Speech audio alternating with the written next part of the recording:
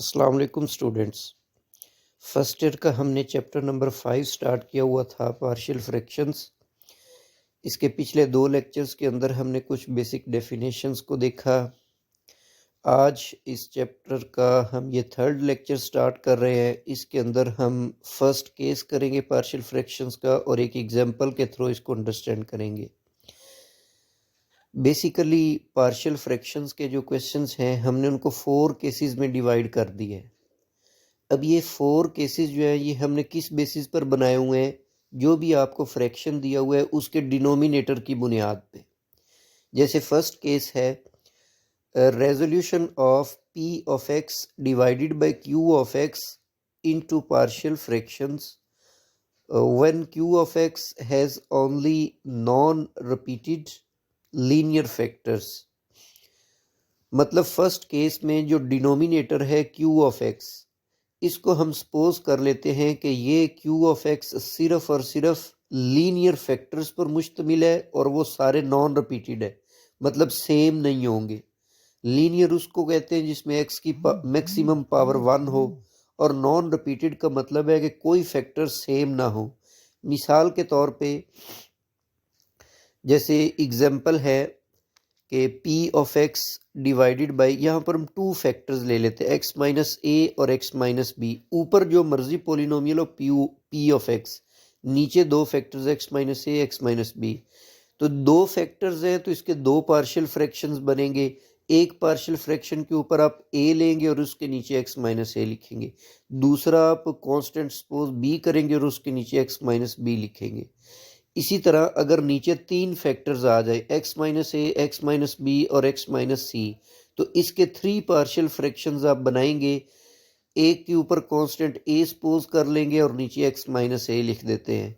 फिर आप दूसरा पार्शियल फ्रैक्शन जो है वो b सपोज कर लेंगे और इसके नीचे x माइनस बी फैक्टर ले लेंगे। इसी तरह तीसरे में कोई कांस्टेंट c सपोज करके। तो इसमें अब आप देखिए इन दोनों एग्जांपल्स में जो नीचे बटे के रकम लिखी हुई है वो लीनियर भी और नॉन रिपीटेड भी हैं। अब इसको करेंगे कैसे, इसको हम एक एग्जाम्पल के थ्रू समझते हैं। Resolve 7x plus 25 divided by x plus 3 into x plus 4 into partial fractions. तो अब ये फर्स्ट केस से ताल्लुक़ रखता है, इसको हम सॉल्व करते हैं। अब इसके नीचे बटे में 2 फैक्टर्स हैं, x प्लस 3 और x प्लस 4। तो इसके हम 2 पार्शियल फ्रैक्शंस बनाएंगे। 7x plus 25 divided by x plus 3 into x plus 4 को हम सपोज कर लेते हैं।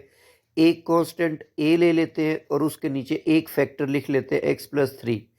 दूसरा हम पार्शियल फ्रैक्शन इसमें कांस्टेंट b सपोज कर लेते हैं और इसके नीचे हम राइट कर लेते हैं x प्लस 4 वाला फैक्टर। इसको हम इक्वेशन 1 का नाम दे देते हैं। अब ये जो डिनोमिनेटर में दोनों फैक्टर्स x प्लस 3 और x प्लस 4, ये दूसरी तरफ जब राइट साइड पे मल्टीप्लाई होंगे तो x प्लस 3 जो है ये x प्लस 3 से कैंसिल होगा, तो a के साथ x प्लस 4 आ जाएगा। इसी तरह b का जो x प्लस 4 है वो कट जाएगा तो इसके साथ x प्लस 3 आएगा।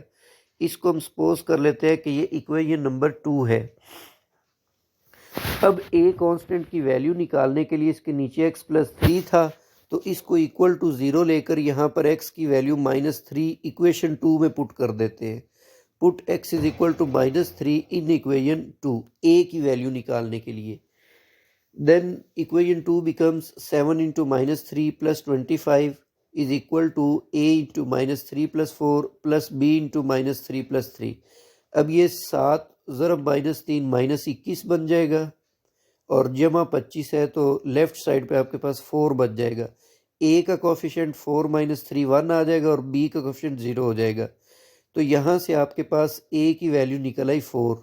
इसी तरह b की वैल्यू निकालने के लिए b के नीचे जो फैक्टर था वो x प्लस 4 था, तो सेकेंड इक्वेशन में अब हम x is equal to -4 put कर देते हैं।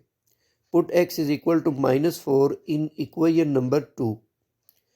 तो उस सूरत में इक्वेशन 2 बन जाएगी 7 into -4 plus 25 is equal to a into -4 plus 4 plus b into -4 plus 3।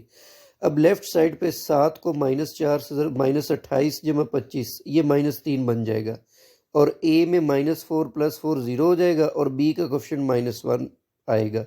तो यहाँ से b की वैल्यू 3 निकल आई। तो ये दोनों वैल्यूज़ a और b की जो वैल्यूज़ है इनको अब आप इक्वेशन 1 में पुट कर दें। ये वैल्यूज़ फाइंड आपने इक्वेशन 2 से की हैं, तो पुट हमने इनको इक्वेशन 1 में करना है। तो ये आपके पास जो दी हुई रकम है उसके आपने पार्शियल फ्रैक्शंस बना लिए हैं। तो a की वैल्यू पुट कर दे 4 और नीचे x+3 आएगा, और b की वैल्यू आप 3 पुट कर दे तो इसके नीचे x+4 आ जाएगा। तो इस तरह से हम फर्स्ट केस के पार्शियल फ्रैक्शंस करते हैं। नेक्स्ट वीडियो में हम एक्सरसाइज स्टार्ट करेंगे 5.1। तो 5.1 के क्वेश्चंस करेंगे हम नेक्स्ट